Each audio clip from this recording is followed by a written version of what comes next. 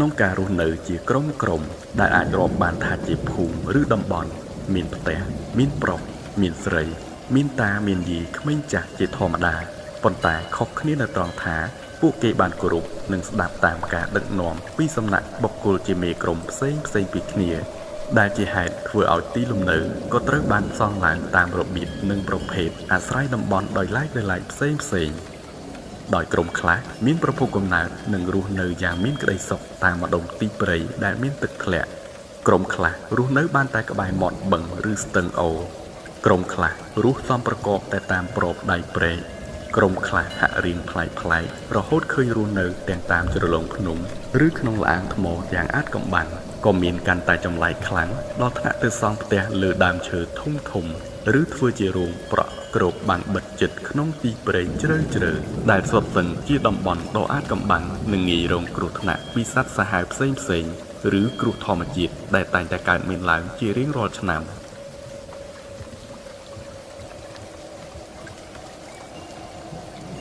ចំពោះការប្រកបរបរចិញ្ចឹមជីវិតមានលក្ខណៈប្រហាក់ប្រហែលគ្នាដោយភាគច្រើនគឺគេពឹងអាស្រ័យជាធំលើការបរបាញ់សត្វរួមនឹងការនេសាទតាមបែបបុរាណបន្តិចបន្តួចនិងការផ្សងព្រេងស្វែងរកផ្សិតឬថ្នាំជ័រឈើកូនសត្វ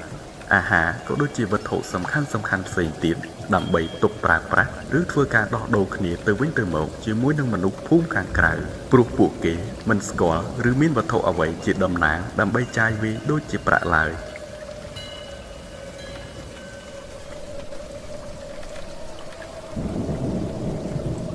អ្វីត្បិតថាការរស់នៅក្នុងទីព្រៃដូចគ្នាប៉ុន្តែចិត្តគំនិតនិស្ស័យនិងជំនឿរបស់ពួកគេក៏ពិតពុំដូចគ្នាដែរដោយសារភូមិឬក្រុមខ្លះមិនរស់ពឹងទាំងស្រុងលើតែការដើរផ្សងព្រេងឡើយគឺគេមានគំនិតប្រាជ្ញាចេះក្នុងការដាំដុះបន្លែដំណាំទុកក្បែរផ្ទះចេះចិញ្ចឹមសត្វមានទាំងក្រុមអ្នកច្នៃថ្នាំពីធម្មជាតិសម្រាប់ព្យាបាលរបួសនិងជំងឺផ្សេងមានក្រុមសិល្បៈដែលមានសមត្ថភាពអាចចេះច្រៀងរាំតាមរបៀបនិងទំនៀមទម្លាប់រៀងខ្លួនក៏មានដោយឡែកនៅក្រុមចាស់ទុំចាស់ព្រឹទ្ធាចារ្យដែលតែងតែមានគំនិតស្មារតីនិងការផ្ដល់នូវដំបូន្មានអប់រំល្អទៅកាន់ក្មេងៗជំនាន់ក្រោយប៉ុន្តែទោះបីជាយ៉ាងណាក៏ដោយក៏នៅតែមានភូមិឬតំបន់ផ្សេងទៀតខ្លះមានចិត្តគំនិតកាចសាហាវរស់នៅពឹងតែលើការបរបាញ់កាប់សម្លាប់សត្វឬលួចប្លន់របស់ទ្រព្យពីអ្នកដំណើរឬអ្នកភូមិដទៃទៀតឲ្យតែប្រទះឃើញពួកគេចូលចិត្តកាប់រំលំនិងដុតបំផ្លាញព្រៃប្រើអំណាចផ្ដាច់ការធ្វើទារុណកម្មរៀនចេះប្រើមន្តអាគមដើម្បីតតាំងរាល់ពេលមានទំនាស់ឬការក្បត់បង្កើតជារឿងកាប់សម្លាប់គ្នាទៅវិញទៅមកដោយមិនញញើតឡើយ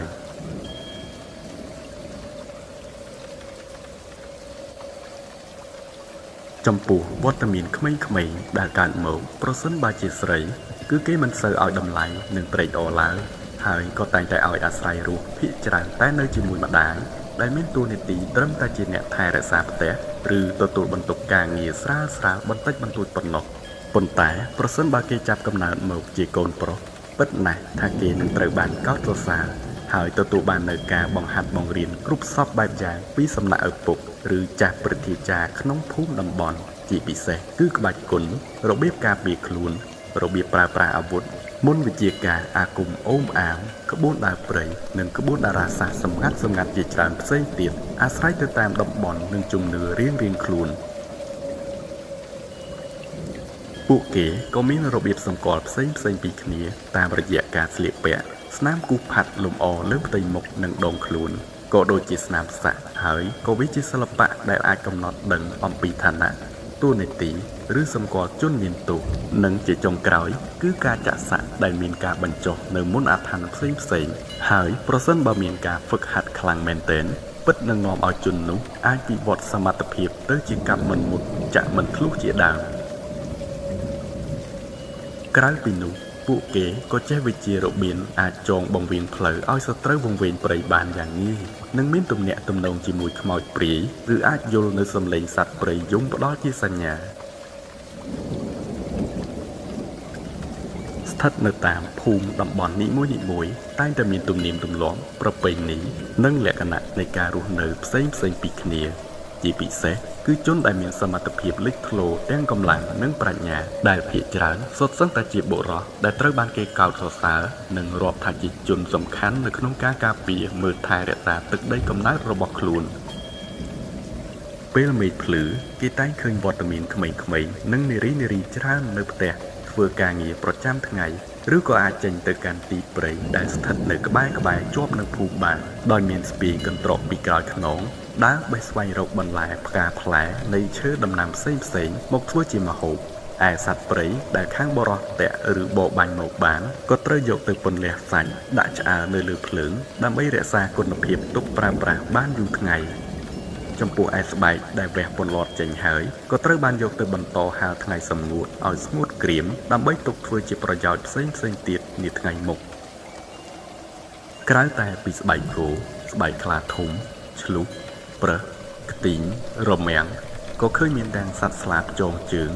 ល្មូនឬសរសៃមើមឈើផ្សេងទៀតជាច្រើនក៏សុទ្ធតែត្រូវបានចងផ្អែកឬព្យួររណេញរណោងតាមជញ្ជាំងស្បូវខាងក្រៅផ្ទះសឹងតែគ្រប់ក្រុមគ្រួសារនិងទីតំបន់លុះដល់វេលាប្រលប់យប់ងងឹតមិនថាស្ថិតនៅក្នុងតំបន់ណាឡើយស្ទើរតែគ្រប់ក្រុមគ្រួសារតែងដេកទៅដោយមានការប្រុងប្រយ័ត្នខ្ពស់បំផុតដោយនៅក្នុងផ្ទះយ៉ាងហោចណាស់ក៏មានអាវុធការពារជាប្រចាំដូចជាព្រួញស្នា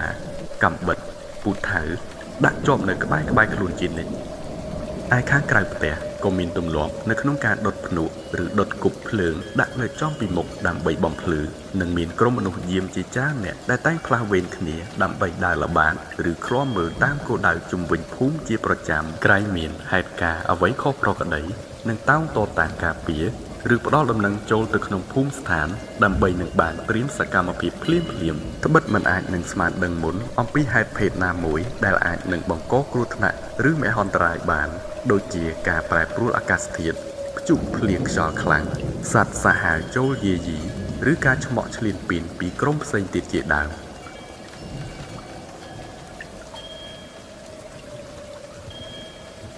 ដោយឡែកបើស្ថិតនៅក្នុងថ្ងៃណាមួយដែលមានទុក្ខក្រៀមក្រំដោយក្នុងភូមិមានមនុស្សស្លាប់កម្មវិធីរៀបចំក៏មានលក្ខណៈផ្សេងពីគ្នាអាស្រ័យទៅតាមជំនឿនិងតំបន់ដោយភូមិខ្លះតម្រូវឲ្យយកខ្មោចនោះទៅកប់ឬដុតជាធម្មតា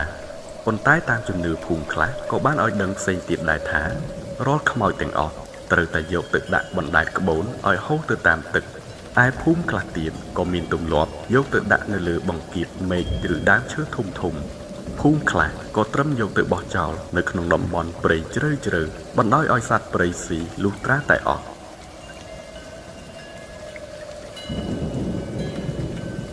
ដោយសារតែកំណើនមនុស្សចេះតែមានការកើនឡើងច្រើនរៀងរាល់ឆ្នាំទើបការវិទីក្នុងដីព្រៃដើម្បីកាន់កាប់ក៏ចេះតែខិតរំកិលទៅមុខជាបន្តបន្ទាប់ទន្ទឹមនោះក៏មានប្រភេទនៃក្រុមខ្លះក៏តែងមានទម្លាប់ផ្លាស់ប្ដូរការរស់នៅជានិច្ចកាលបើគេបានបំផ្លាញឬប្រើប្រាស់អស់នៅប្រភពធម្មជាតិក្បែរប៉ុន្តែក៏អាចមានហេតុផលផ្សេងទៀតដែលរាប់បញ្ចូលទាំងបញ្ហាភ្លើងឆេះព្រៃ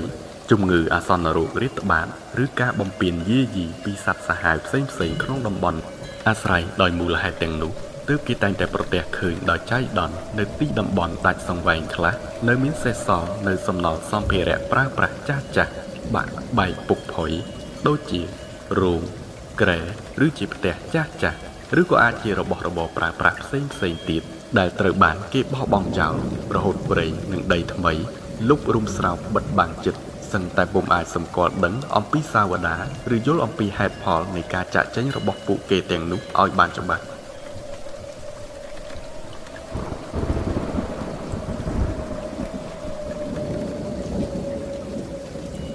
ស្ថិតនៅតាមប្រភពទឹកដូចជាថ្លុកត្រពាំងបឹងអូរខ្លះក៏ត្រូវបានប្រែពណ៌ទៅជាក្រហមឬខ្មៅដោយសារតែលទ្ធផលនៃការបំពុលរបស់ក្រុមអាក្រក់ដែលបានបំផ្លាញស្ទើរតែខ្ទេចខ្ទីអស់មុននឹងចាក់ចេញទៅហើយក៏បន្សល់នៅតែសាកសពសត្វទាំងតូចទាំងធំហើមងាប់រលួយចោលក្លិនអាសោចរួយរួមខ្មៅងងឹតរហូតឆ្លងកាត់កម្ដៅថ្ងៃនិងភ្លៀងជាច្រើនរដូវក៏ឃើញមាននៅតែគ្រោងឆ្អឹងធំប្លែករត់រាយតាមព្រៃឯទឹកក៏នៅតែមានសភាពកខ្វក់មិនអាចផឹកបានដោយអំណាចនៃជាតិពុលនៅមិនទាន់អស់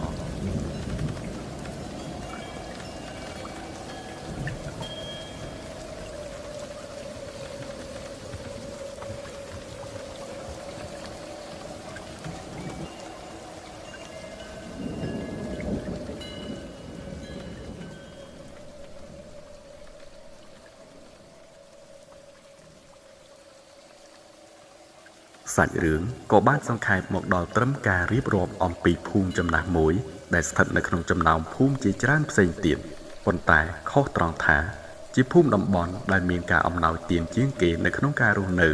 ដោយសារតែជាទីតាំងស្ថិតនៅតាមបណ្ដោយខ្សែទឹកអូរជ្រៅនិងមានព្រៃស្រោងព្រៃព្រិចដុះអូមសងខាងហើយក៏មានផ្លូវទឹកដែលពួកគេអាចបំលាស់ទីបានតាមរយៈក្បូនឬទូកដែលបានច្នៃដើម្បីបណ្ដែតចេញទៅកាន់ទីឆ្ងាយ